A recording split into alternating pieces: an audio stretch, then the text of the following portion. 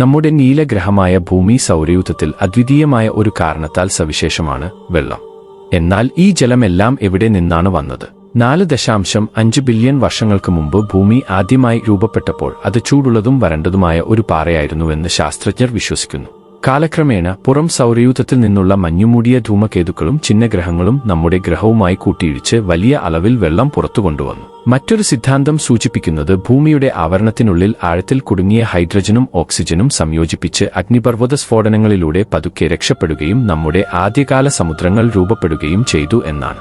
ഭൂമി എങ്ങനെയാണ് പൂർണ്ണ സന്തുലിതാവസ്ഥയിൽ എത്തിയത് എന്നതാണ് അതിന്റെ ഉപരിതലത്തിന്റെ 70% വെള്ളം ഉൾക്കൊള്ളാൻ ആവശ്യമായ വെള്ളം. എന്നിട്ടും ഭൂഖണ്ഡങ്ങൾക്കും ജീവജാലങ്ങൾക്കും ഇടം നൽകുന്നു. അത് ബഹിരാകാശത്ത് നിന്നോ ഉള്ളിൽ നിന്നോ വന്നതായാലും ഭൂമിയുടെ ജലം ഇന്ന് നമുക്ക് അറിയാവുന്ന എല്ലാ സമുദ്രങ്ങളെയും നദികളെയും ജീവജാലങ്ങളെയും രൂപപ്പെടുത്തുന്ന ഏറ്റവും വലിയ പ്രപഞ്ച രഹസ്യങ്ങളിൽ ഒന്നായി തുടരുന്നു.